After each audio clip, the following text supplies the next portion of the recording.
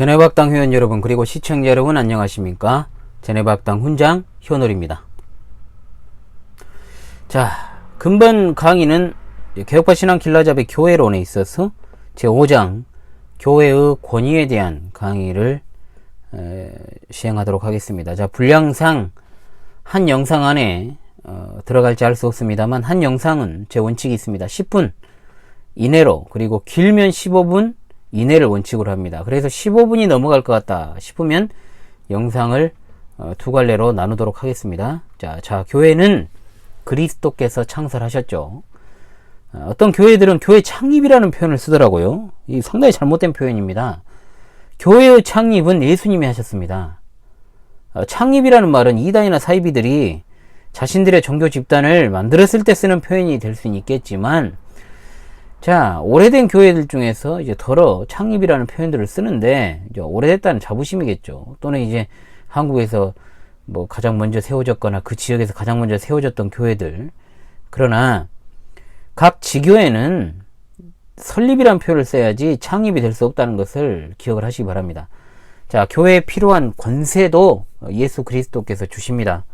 자, 이것은 그리스도께서 교회를 통해서 특별히 세우신 직원들을 통해서 이 권세를 행사하시게 되는 것이죠. 자, 따라서 교회의 권위라는 것은 그리스도의 통치권과 그리스도께서 교회에 위탁하신 권위다, 이렇게 말할 수가 있게 되는 것입니다. 자, 그렇다면 교회의 권위가 가진 성질에 대해서 알아봅시다. 자, 교회의 권위는 순전히 영적인 것입니다. 영적이다. 자, 이 영적이라는 말을 잘 이해를 해야 됩니다. 과거로부터 지금에 이르기까지 이 영적이라는 말이 상당히 왜곡되게 사용되는 것으로 보입니다. 영적이라는 말은 무슨 신비한 사역을 하고 애언을 하고 방언을 통변하고 뭐 이런 식의 어떤 그런 게 아니고, 교회가 그리스도의 이름으로 하나님의 말씀과 성령의 인도하심을 따라 모든 것을 행하게 되는 것, 이것을 가리켜서 영적인 것이다 라고 말하는 겁니다. 한번 예로 들어보죠. 국가의 권력은 외력에 의한 통치가 기본 구조입니다. 그러나 교회는 영적입니다. 그리고 내적인 통치이기 때문에 어떤 외적인 제재나 힘으로 억누르는 것은 교회의 권위라고 말할 수 없는 것이죠. 그러므로 교회의 권위는 섬김이라는 것에 있습니다. 섬김. 누구를 섬기는가? 바로 먼저는 그리스도의, 즉 머리 되시는 그리스도를 섬기는 것이고, 또한 그분이 위탁하신 양을 섬기는 것이 바로 교회입니다. 그리스도께서는 섬김을 받으러 오신 것이 아니라 섬기러 오셨고, 죄인의 죄를 사하시려 목숨까지 내어주셨기 때문에 교회의 지도자라고 하는 것은 군림하는 자가 될 수 없습니다. 주인의 명령을 따르는 종 또는 노예, 사환, 청지기에 불과한 것이죠.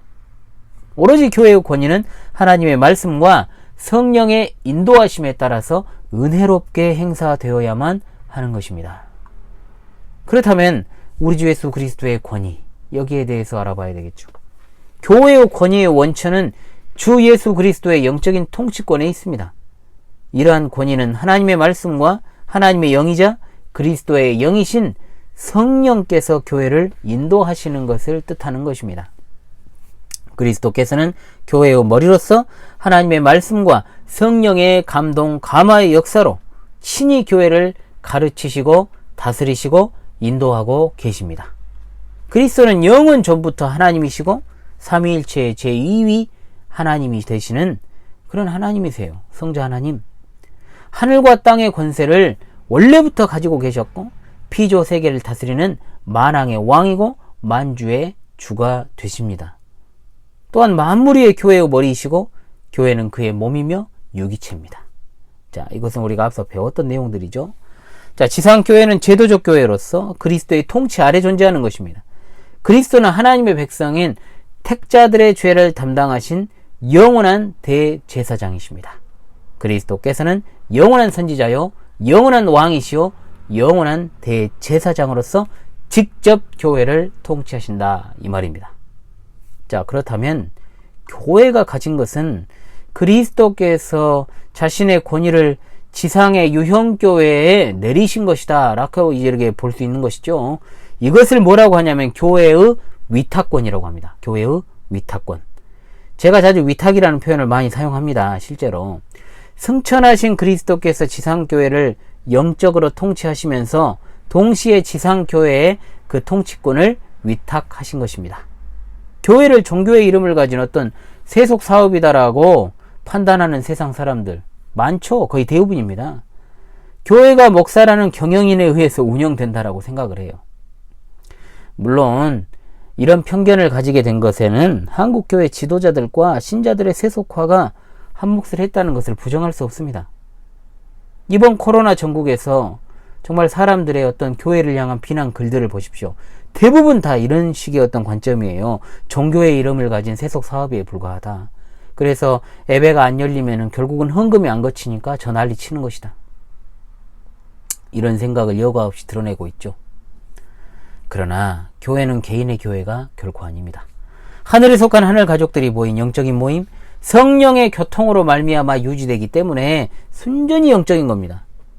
세상에 속한 어떤 단체나 기관들이 나름의 정관과 규약을 가지고 질서 있게 유지가 되지 않습니까? 그런 것과 마찬가지로 지상교회에도 특별 은혜의 기관으로서 예수 그리스도의 통치권이 위탁된 것입니다. 마태복음 16장 18절로 19절의 말씀이 그리스도께서 교회에 통치권을 부여하신 사실에 대한 말씀 아닙니까? 주님께서 베드로의 신앙 고백, 즉 베드로 개인의 신앙 고백이 아니라 사도들의 신앙 고백의 터 위에 세우겠다고 하신 교회는 지상의 유형교회입니다. 천국의 열쇠는 교회의 권위를 보여주는 상징물인 것이죠. 즉 예수님이 이 반석 위에 내 교회를 세우겠다라고 하는 말씀으로 교회에게 천국의 문 그리고 천국의 문을 열고 닫는 권위를 위탁하셨다는 것을 보여주는 겁니다. 천국의 열쇠는 바로 십자가를 통한 구원 영생의 도리 그 자체를 말하는 겁니다.